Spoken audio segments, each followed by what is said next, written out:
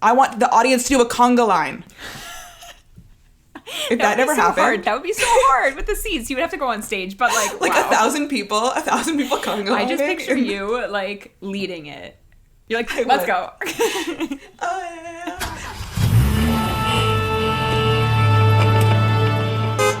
Hi everyone, and welcome back to After Broadway, the podcast where we deep dive into anything and everything musical theater from the comfort of my car. I'm Tara. I'm Stefania. And in today's episode, we're talking all about biomusicals. This, I feel, might be like a controversial topic because I'll say right off the top, I am not a huge bio jukebox musical fan. It's a very specific genre of musical that I feel is quite recent, honestly. Looking at my list here, it's all from the past 20-ish years, from 2000 on. Mm-hmm. So it's kind of... And then I feel like it really took off. And yeah, it's very interesting. I think there's some that are more successful than others, but never am I looking at one of these being like, wow, what a great piece of art. I mean, one on the list, I would say, wow, what a great piece of art, which is probably, again, I am in the minority on this one, but we'll get to that later. Sure. But we talked about that, you know, the jukebox musical category is quite large. There seem to be so many shows that have pre-existing music placed into them. So to zoom in and have a more like concise topic, we are talking about the biomusical that is, you know, using that artist's music. So I think there's actually 3 categories of jukebox musical. Mm-hmm. So my first category, I'm going to call it the Mamma Mia. And it uses one artist's songs to tell a story completely unrelated to that artist. So only one artist, and it tells one completely different, unrelated story. I would also go with something like Viva Forever, the Spice Girls music, telling, again, a completely unrelated story. I became obsessed with this musical. I was going to say, in the last couple days... Viva Forever is now a show that you are dying to see. Okay, because we were researching that. I was like, is Viva Forever fit into this category? And it does not. But I think we need to, honestly, maybe put on a production of Viva Forever. Okay, the next category is what I'll call the Rock of Ages, which is a full-on genre of music, multiple different artists, and they are put all together to make, again, a story completely... maybe not necessarily untrue, but not necessarily related to those songs. So they use the genre to tell another story. Another example of that, this would almost be like a tinier subcategory, but something like a Moulin Rouge, where they use pop music from many different artists to tell a completely different story. Or like an Anne Juliet, would that fit there too? Yes, and that one's a little funny one because... it's Max Martin. The thread between them is Max Martin. So it kind of fits into either category. It straddles the line, I think. Mm-hmm. And then the third category is what I would call the Jersey Boys. And it is the category we are talking about today, the biomusical. It uses the songs from one artist or one writer, or sometimes maybe 2 if we're talking about Beautiful, because they use kind of 2 different songbooks to tell that story, to tell the true story of the artist who wrote or originally performed those songs. Mm-hmm. I guess Motown, though, would change that definition, too, because there are many artists for that musical. Right. But all from the real person. Together is Berry Gordy. Exactly. Who wrote a musical about himself. And you know what? Me too. Me too, Berry. So let's talk about, you said there's one that you think is art, and reveal it. I know what it is. Take a guess. I believe you're talking about the Cher Show. Yes, the Cher Show is high-class art at the highest class of art, obviously. But I think I might be the only person to think that. I don't think you are the only person to think that, but... I think there's something almost ironic in loving any of these musicals. Oh, totally. I 100% agree. And I think now would be the perfect time to give us the list of the biomusicals that we have found. So, Steph, take it away. Okay, this is the list that we came up with. Mm-hmm. We might be missing some, but honestly, I think this is the list of mainstream ones that have hit Broadway or the West End. Yeah. Ain't Too Proud, Beautiful, a Carole King musical, Jersey Boys, MJ, Tina, Motown, The Boy from Oz, On Your Feet, Summer, The Cher Show, Lennon, and the upcoming one, A Beautiful Noise, about the music of Neil Diamond. So that one's, we don't quite know that much about that one yet. We only know that Will Swenson will be playing Neil Diamond. Great choice. We love Will Swenson. Yeah. I have seen a lot of these. I have seen Jersey Boys. We've obviously seen Summer. Everyone knows how we feel about Summer. Cher Show. Motown. Ain't Too Proud. Beautiful. Right. You haven't seen... I haven't seen Tina. I haven't seen MJ. Boy from Oz. On Your Feet. Lennon. Oh, did we say $1 Million Quartet? Did you say that? You know, I didn't say $1 Million Quartet. That was kind of a last minute addition last night as I was thinking. That one's kind of a funny one because it is real people, a real event, they're real songs, and a snapshot of one recording session. So it falls into the category, but it is a little bit different. There are all these like subgenres and subcategories that can be filled in. But yeah, $1 Million Quartet as well, I would say kind of fits in here. So I guess we'll talk more about Cher Show in a bit, but I think my biggest problem with the biomusical tends to be the structure of these kind of shows. I am much more forgiving in a biopic movie or TV show because I think you can more easily show the transition of time than you can on stage, which is why I think the Cher Show is like kind of interesting and one of the only ones in this list that has Cher at 3 stages of her life played by 3 different actresses, where normally in the biomusical, it's the same person playing many years of their life, and that's where I find it hard to believe it. So I do think that also when talking about structure, going through like years of an artist is just sometimes boring. Like, I don't need it all. It's not narratively successful for the most part. Yeah. And people's lives do not follow storytelling convention for the most part. It's messy, and some parts are boring, and some parts are honestly too interesting or too complicated to be represented on stage. Especially when at the end of the day, you kind of do want to provide a feel-good show for your audience where they're like dancing at the end. And something I haven't seen Tina, but a lot of it focuses on the relationship, the abusive relationship she was in with her husband. And then at the end, you're dancing along to Proud Mary, and the contrast is sometimes a little bit jarring. Yes, it's a little bit weird to put all these things together in one show and then want everyone to be on their feet dancing at the end. Yeah. I also think it's important when we're talking about things that we don't love about the biomusical to discuss what we just talked about before we jumped on here, which is the audience sing-along. I know that you all know the songs. Never a ruder audience. You will never meet a ruder audience in a jukebox biomusical. Yeah, like, I also know the songs, but I'm not sitting in my seat singing them for 2.5 hours straight. These musicals, they cater to a certain audience, people who grew up listening to these songs, these music, and I think a lot of times maybe not regular theater goers are attracted to seeing these shows because when you see, again, the name Tina, you're like, I love Proud Mary. I want to go see Tina. And then you, as an audience, and generalizing here, but you treat it the way they would treat a concert, which is not how you would treat a theatrical experience. At a concert, yes, jump, sing, scream, I have always. But a theatrical show is not the same. And sometimes the audience doesn't understand the difference. Yeah. I mean, I would argue that there are some times when, like, the call and response is necessary to the show. Let's talk about Summer. It's been almost 2 years since we saw Summer. Never forget. The most impactful show I've ever seen, honestly. Right. But, like, remember the audience clap track. That was something that I feel was a call and response. If we are hearing a track that the audience should be clapping, we should also be clapping.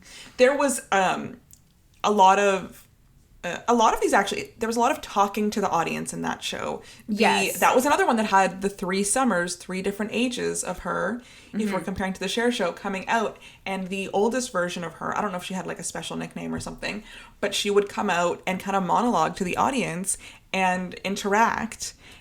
And yeah, we were in the back row, so we heard the like track of like applause and cheering and stuff. But I guess in that sense, to what you were just saying about, this is not a concert, when the performer who is playing most times like a legendary icon is speaking to the audience like a concert, how else are you supposed to react, Yeah, the lines are very blurry, and the show almost not expects too much of you, but they expect the audience to know when to be quiet and when to interact. Right. But it's hard because when you start encouraging that audience interaction, that cheering, dancing, it's hard to kind of like stuff it back in the tube. And then the audience, if you start opening with like a big moment where you want to cheer back from the audience, then they're primed to kind of react similarly throughout the rest of the show. Yeah, 100%. I think also something else that I found when just looking at this list and comparing it to like other jukebox, I prefer the Rock of Ages style of jukebox and the Mamma Mia style of jukebox to the bio musical. I just think putting songs that already exist, whether they're from the same album, from different albums, whatever it might be, to a brand new story is more interesting to me than watching someone's life play out on stage. And I just think that that's my personal preference, because even with like TV and film, I'm not seeking out like biopic movies or documentaries or whatever that might be. So I love, like, again, you all know, a Moulin Rouge, where we hear all of these different songs from these different artists, but it's a story that did already exist, but it's so creative. I just feel that, I don't know, I was saying to you, like, is a bio musical the easy way out to get these songs into a musical theater performance? Maybe, I don't know. I do think, for me, it feels very, when someone decides to make a bio musical in this way, I often feel like it's the very commercial choice. It is like very easily marketable, and I'm not, it rarely ever makes me very excited to see one being produced or being involved in the next season, because I feel like, I mean, everyone working on it is so talented and bringing so much, but I never feel like, oh wow, we're going to get like a really great piece of creativity and a really great piece of art. It feels much more on like the theme park end of Broadway than on the creative art end of Broadway. Yeah. So it is interesting in that sense. It's also something that, when the last however many years Beautiful was playing on Broadway, I feel like that was a very successful Broadway run of a biopic musical in terms of all of the other. I mean, Jersey Boys obviously is still running and not on Broadway, but it's running everywhere. You can go see Jersey Boys in whatever city that you live in. All the time. It's been to Toronto so many times. It's crazy I've never seen it. It's crazy I've avoided it. Last time I was here, my friends went, and I'm like, I'm busy, thanks. Yeah, like, I'm not interested. I saw it when it was part of Dan Cab, which was like many years ago. But Beautiful, I would say, has had such great Broadway success, and I remember it's been to Toronto multiple times many too. Beautiful. Times. I mean, past guests of the podcast, Shalina Kennedy and Jake Epstein, have both talked to us about like their experience in Beautiful. And I just remember of the times I've been to New York and been at a TKTS, there is always a tourist that's like, what should I see? Oh, Beautiful. It's about Carole King. Of course I'm going to go see Beautiful. So I totally agree about the commercial state of these shows. And honestly, I do think that sometimes these shows are for the tourist crowds. The people that are walking into Times Square do not know what they want to see, but want to see some sort of a Broadway musical. I'll go to a bio musical. It's very accessible. It's very accessible to, let's say, the average theater goer who's coming into the city one time a year, and they're going to see one show, and at least they're sure they'll like something about this musical because they know the music already. They're not walking into something completely blind. And sometimes when I get frustrated with the lack of creativity, blah, blah, blah, I'm like, remember, Broadway is a business. Yes. First and foremost. Yes. It is first and foremost a real estate business. And when you are, you need to be they need to be, in order to maintain the art form, putting things in theaters that people will pay money to see. And at its like purest form, a bio jukebox musical is seen almost as a safe bet, as something that people will buy tickets to see. I have a family friend who's around my parents' age, and she was going to New York this a few years ago. And I'm like, oh, what are you going to go see? And the two shows she bought tickets to in advance were Come From Away. I'm like, amazing choice. Good choice. Even though it was running here in Toronto. I'm like, fantastic choice. You'll enjoy yourself. And Summer, a Donna Summer musical. And I was like, wow.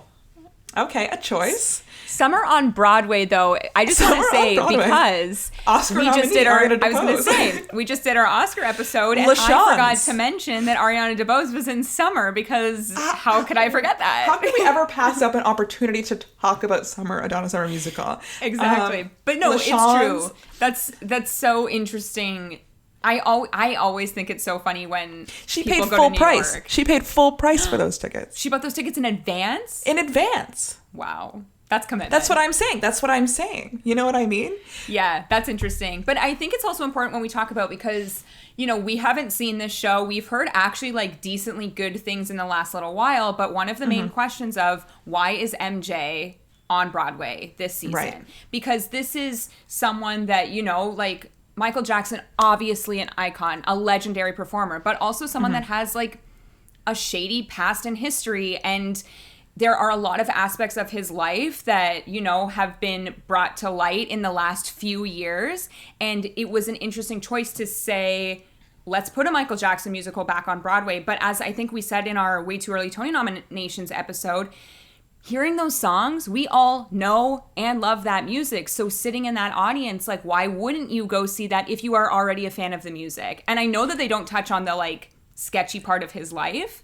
And they do say at the beginning of the show that this show is about the music. So I don't know if that's them trying to cover up anything, but I do think it's interesting that given everything that's come out in the last few years, this show did open, and from what we've read is having really great audience response. So I don't know.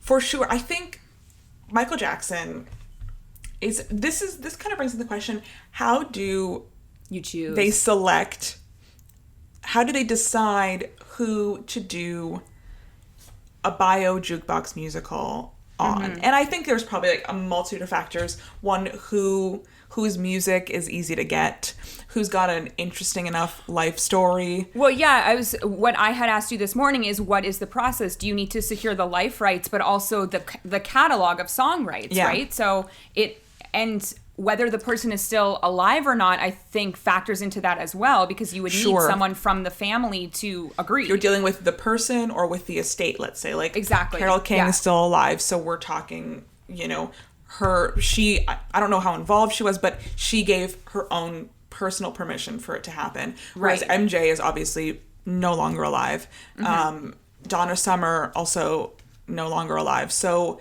the estate is who has to give permission. And I think you can then kind of come into the issue, okay, Carole King said, yes, you can do this, but MJ's estate,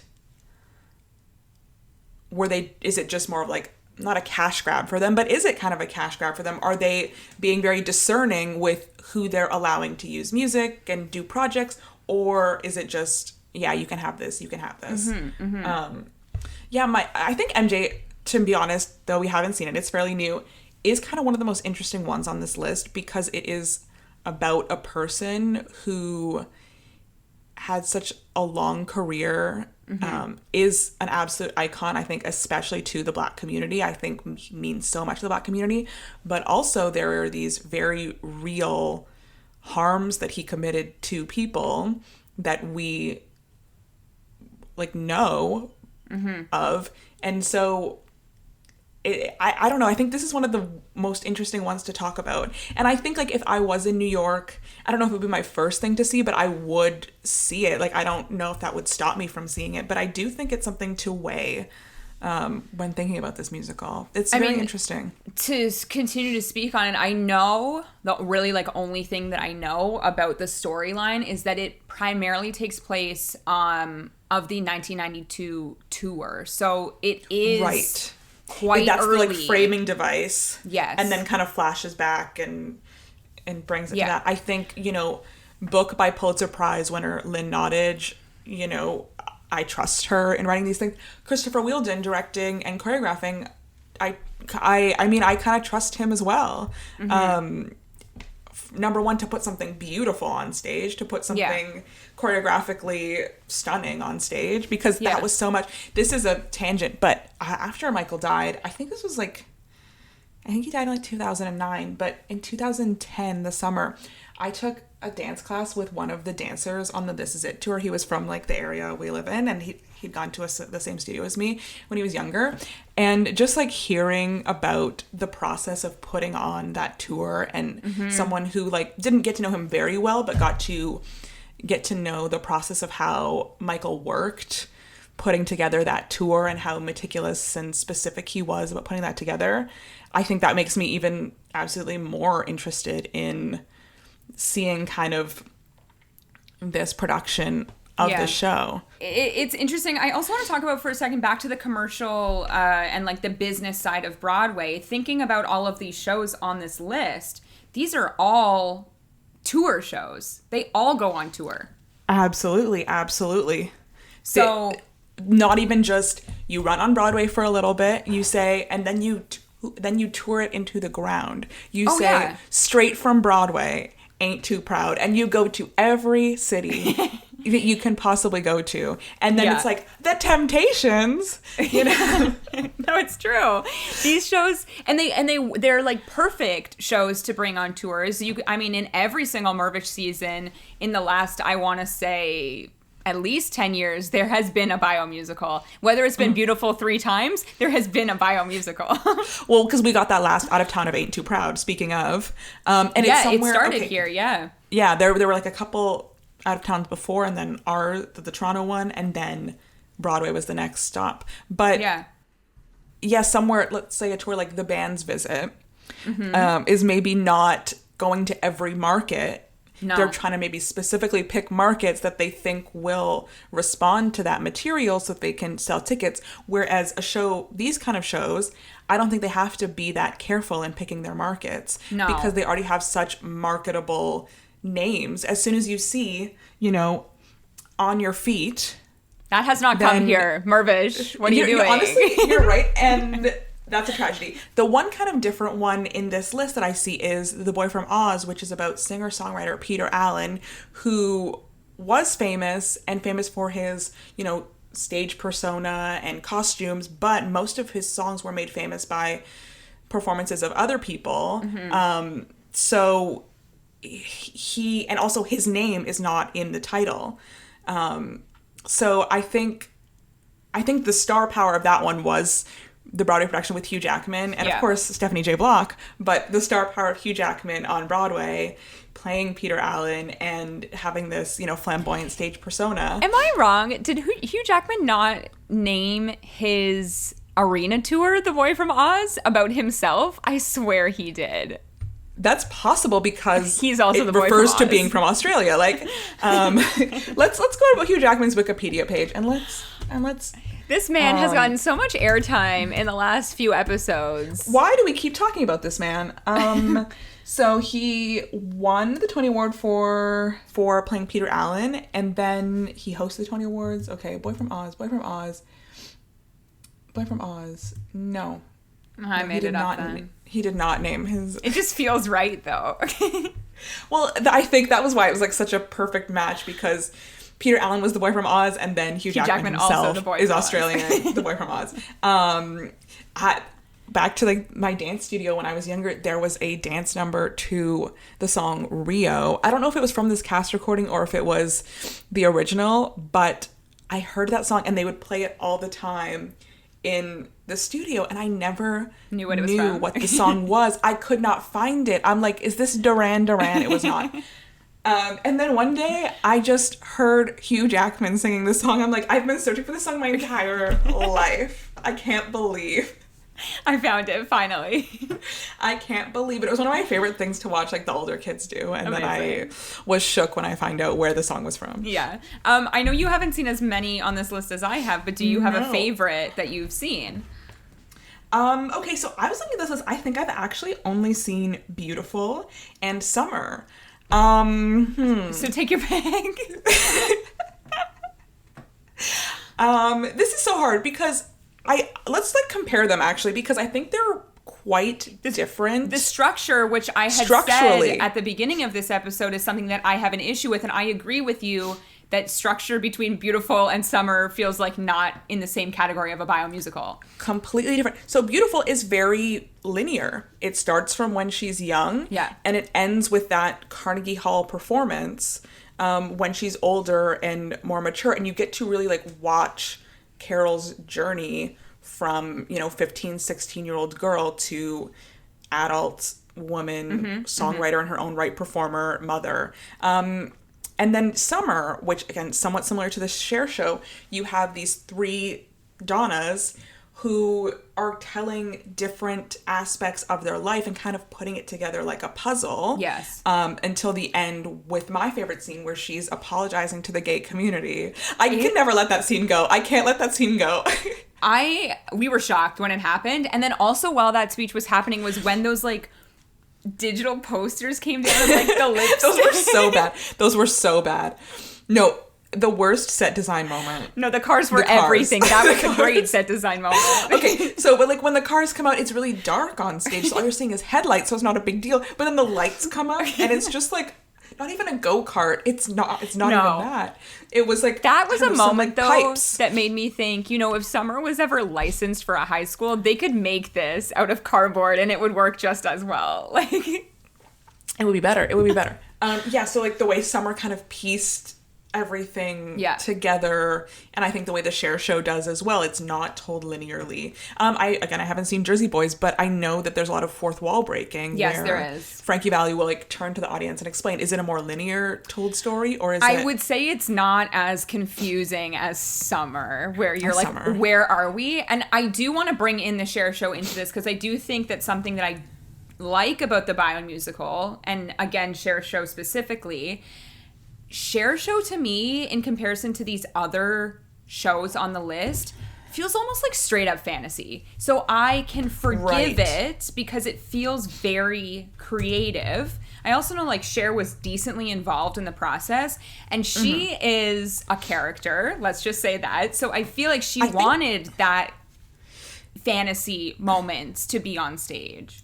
I also think the Cher show leaned into the camp. Yes. In a way that these other shows lean away. Well, I mean, it's Cher. How do you not? But sometimes you need to lean into the camp, I feel. And a lot of these other shows, I feel like, take themselves very seriously. Yeah, like away Summer. From the campiness. Yes, Summer should have just been straight up camp. And it honestly, it was unintentional, but it was. Yeah. My critique of Summer, and I've said this many times on the podcast, they needed to move the bows up like 3 songs. Because oh my God. When we looked at the program and saw that there was... 30 minutes in, I was like, we've been here for an hour and a half, right? No. Yeah. 30 minutes. 30 minutes in. I'm like, we've done 20 songs. We've got to be somewhere. We were nowhere. But yeah, this is...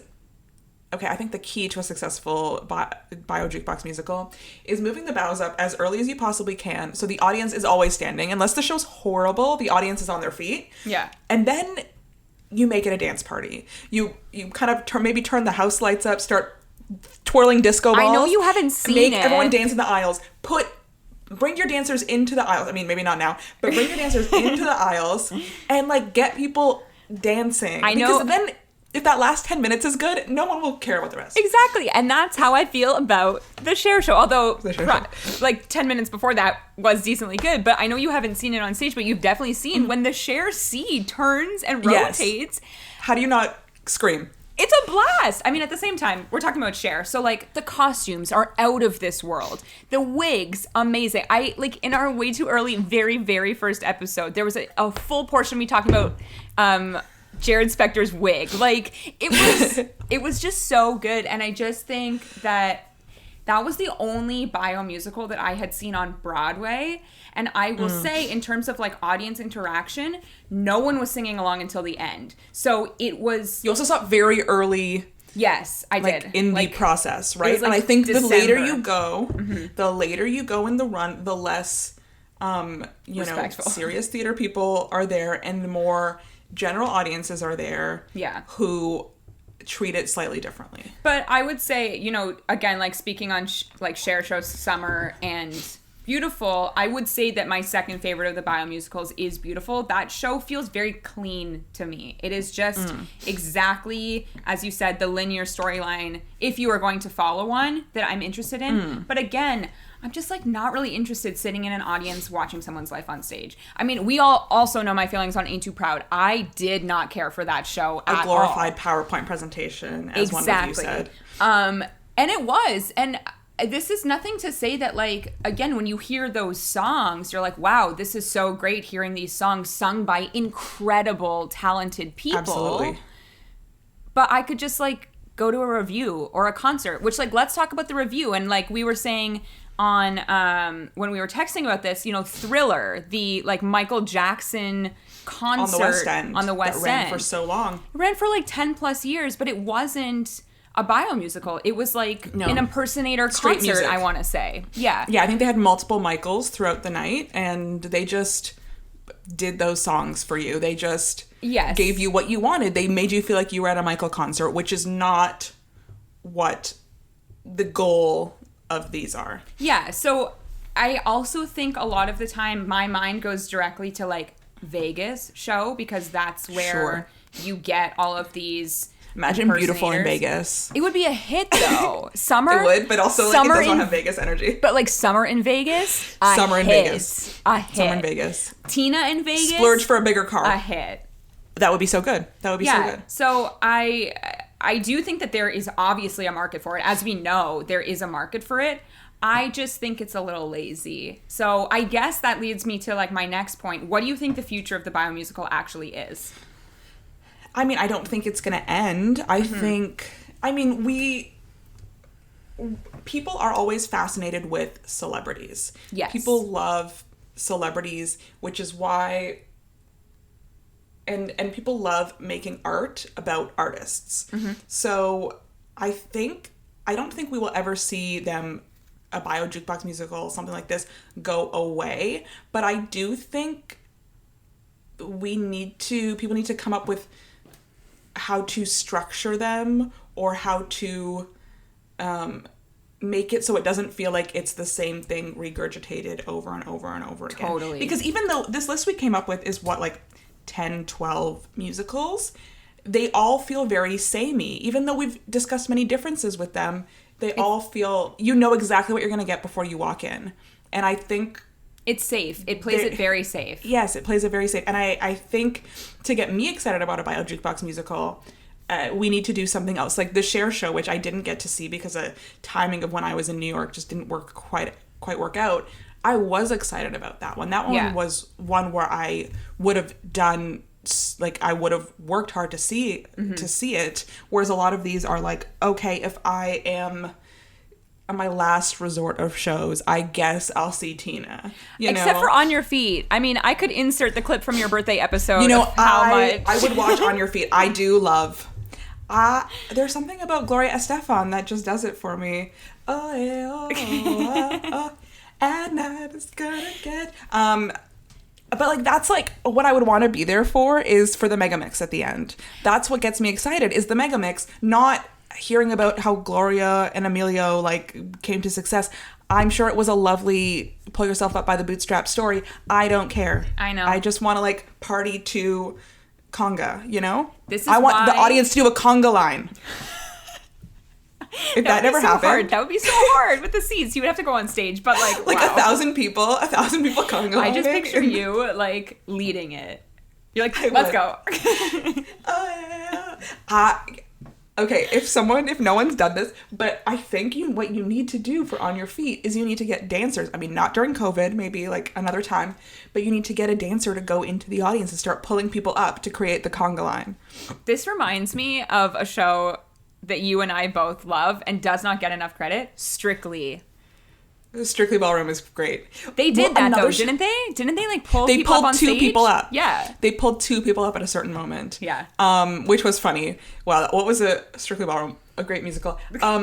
So something that I was like thinking about when I was thinking about this list is the musical that we've talked about many times, The Bodyguard. Yes.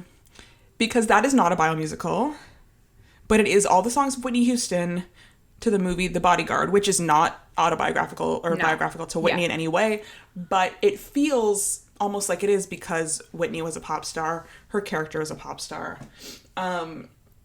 So there's like kind of a blurring of the lines in there.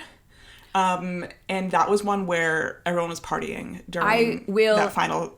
Not even the final. I will literally never forget the opening of that musical of Queen of the Night. I felt like I was at a Beyonce concert. Oh my god! It was also like the loudest I've ever heard music in a theater in my life. They didn't like slowly dim the lights for that. It was like a bang, and the lights just went boom. I thought fireworks were gonna go off. Chatting, and you're like boom. And you're like, oh my god. Yeah. And then it's just, I got the stuff that you want.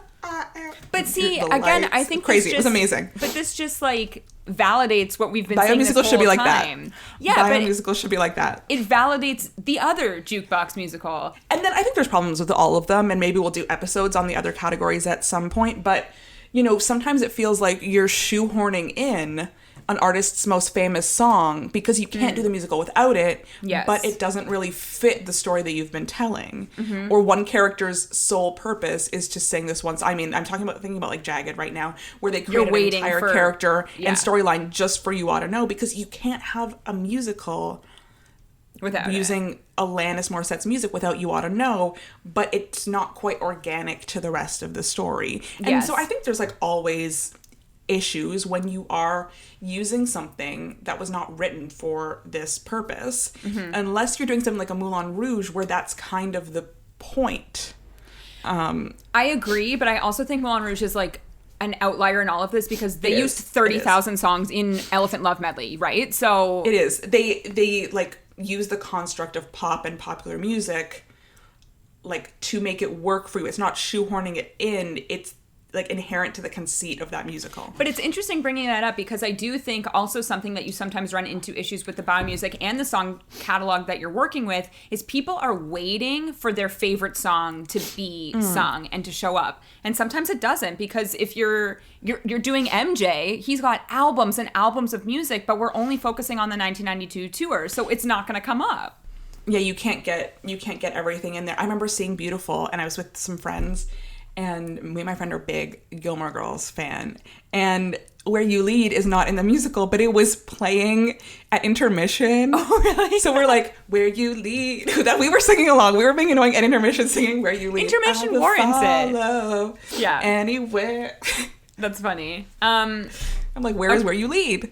So the fact that, like, I think it's pretty clear that, like, biomusical is not our favorite. However, if we're gonna get one. To create a biomusical that you were interested in, who is your like number one person that you want to see? Okay, I'm gonna give credit to my mom for this idea because I asked her this question because I was looking for inspiration, and she instantly said an artist, and I was like, correct. And that artist is Prince. I want to see the Prince. But I mean, I just want to hear the Prince music. I don't even know who I would cast because I think it would be so hard to cast that role, like in physicality, in singing ability, in Prince was an amazing guitar player. Just to have like all these, like a quadruple threat to play this character. But I would love to hear that music on stage being performed to the best of its ability. Yeah. I mean, I was looking up, I have two, but before I get to mine, I was looking up just like biomusicals in general, and there was a Broadway.com article from 2016, which was 10 divas who you want to see a biomusical of. So I will list the 10 divas, and I pretty much agree with all of them. Number one, Madonna.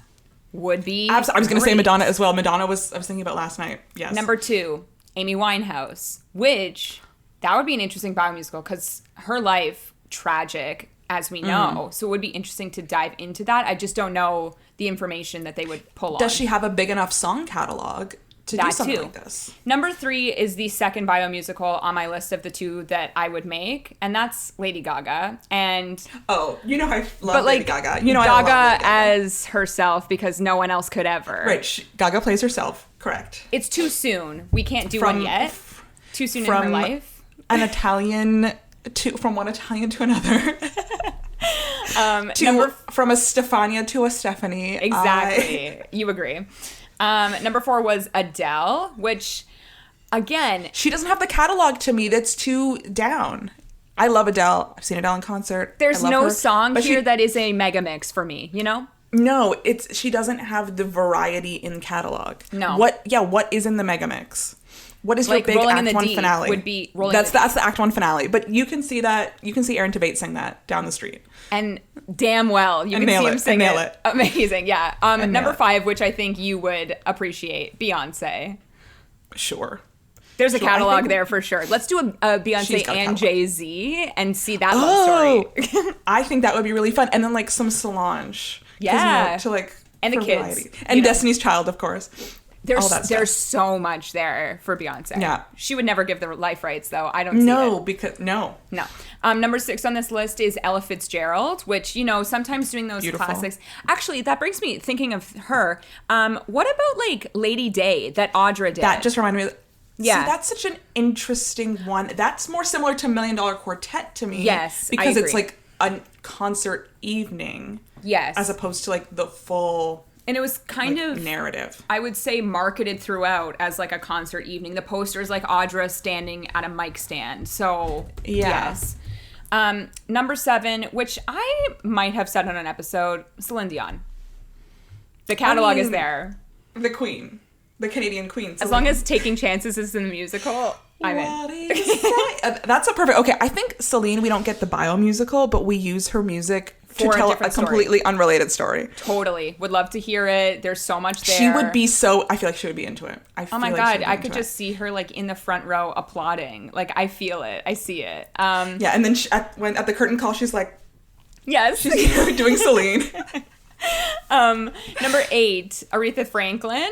I feel like there's a catalog there, obviously.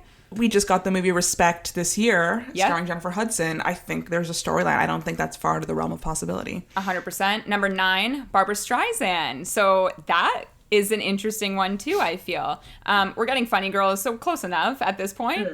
And then number 10, which again, we just discussed, The Bodyguard, but Whitney Houston. It would be interesting to do a biomusical on Whitney. Obviously, again, another person that has had their life end tragically, and I just don't know how far you go, I think that's a really hard musical to end because, I just think of Bombshell on Smash. Yes. And the ending would be similar because Marilyn died tragically, as did Whitney. And there's a full episode about how did they end it the wrong way, right? Yeah, and then they switched it to have her sing Don't Forget Me, like talking about her legacy versus that. But I think like Whitney's life was so tragic that I think in a theater environment, not that you can't have theater shows end tragically, but in a jukebox musical where an audience is coming in expecting to be dancing and partying at the end, to do a bio musical in that way, I think would be really difficult to balance the tone. Yeah. So the other one that I have, which is why The Bodyguard is the moment. Is the one, exactly. A bio musical that I think would obviously end on a high note. And we did see this movie, and I think it played out very well. But like Elton John, I feel... Let's bring Rocketman to the stage. Why hasn't it happened?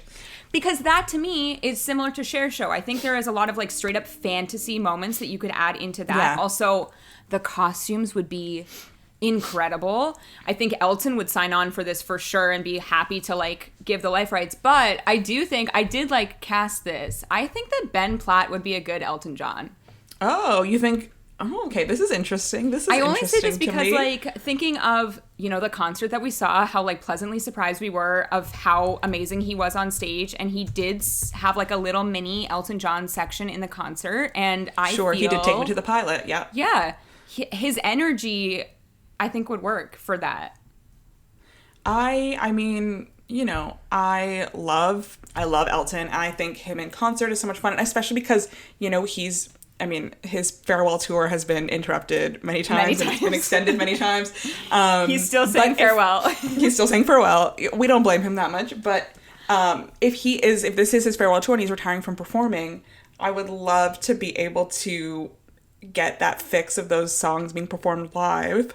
I think what I liked about Rocketman was that it was so fantastical. Yes. In that it was pretty linear, but it like it didn't take itself super seriously, and it also had kind of like a good narrative in that even though Elton had like a lot of struggles and substance abuse, it ended on an up, you know? Yeah. Like Elton, like we're happy for Elton now, you know? You don't have to... It tonally, I think, would really work for something like this. Yeah, so that's a great one. Elton and Lady Gaga. But, like, again, Lady Gaga, we're not ready for her yet because it's too early in her life, but she will We need more from Gaga. We need more from Gaga. But to go through all of the eras, because she's someone so interesting, I think her song catalog is very different through the years, but still the same, you know. Well, she's kind of like a Madonna, right? She, she reinvents herself with every album, with everything she does. And even, you know, moving into acting, I think even her acting is another sort of performance of like movie star. When she's at the red carpet at the Oscars, she's not just Stefani. She is still a Gaga character of actress, you know? I love Gaga. She can do anything for me. I know, exactly. Who doesn't? From a Stefania to a Stephanie, like... We need to see it. I think that concludes our thoughts on the Bio Jukebox musical. As Steph said, maybe we'll dive into these other two categories. There's just like so much on the list, so we would really have to break it down. But with that being said, it is now time for our Obsession of the Week. So my obsession this week, it was recently announced that So You Think You Can Dance is back on the air this summer. I've missed it. I've missed it so much. As a former dancer, this is a really special show to me because it like brought dancing to the forefront. So often you see dancers in the background and choreography almost seen as like the supporting player for other things that are taking the foreground, but Singing and Dance brought choreographers to be stars and dancers to be stars, and so I've always loved it. And it kind of like, I started watching it when I was in school and taking, you know, dance class 5 nights a week, so it was like the perfect time. So I thought I would just pick one of my favorite group dances to a theater song. There have been many, but my one that I'm going to highlight today is on season 5, Mia Michaels choreographed this piece to one from a chorus line, and they're all in these like white suits and top hats, and there's these mirrors that are used as props that they're kind of like popping from behind.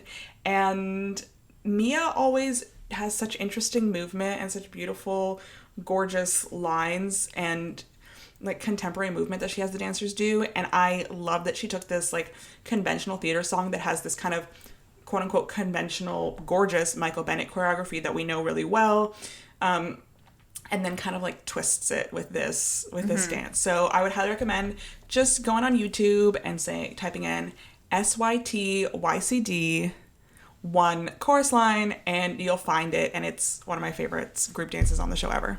If you are watching us on YouTube, you can also click the description and it will be there for you. Is it all the same? Like, I mean, is Nigel back? Nigel is actually not back this season, they've said. He tweeted saying that he was not asked back. I'm like fine with this. Nigel was... I think they're probably going for a bit of a younger judging panel. Yeah. Would be my guess. But yeah, I'll see who... I don't think at the time of record, like we don't know. There's no one announced yet. Who the judging panel is. Interesting. So. I know I saw the tweet and I was like, oh my God, it's been years. I can't believe. Yeah, because they didn't start auditions the year 2020 because they didn't know what was going to happen, and then last year they didn't do it either, so it's been 2 seasons that we've missed, so 3 years. Yeah. Okay, my obsession this week, super random because I do not watch this show, but I have obviously watched this clip like 30 times on YouTube. I know, Steph, you watched Hawkeye for literally no reason, but... I did, with my family. It was a dad request. The Rogers musical, the song "Save the City." I could do this all day. Adam Pascal giving. Pascal giving. So, I had heard that there was a musical moment. I feel like I saw it on Twitter. I have seen like. I kept getting it on TikTok. Yeah, I kept getting it on TikTok. I've seen like literally no Marvel movies, but I have seen this mid-credit scene musical number, as you said, starring Adam Pascal. This song is written by Mark Shaman, Scott Whitman, and they talked about potentially like doing it for real, like Rogers the Musical on Broadway.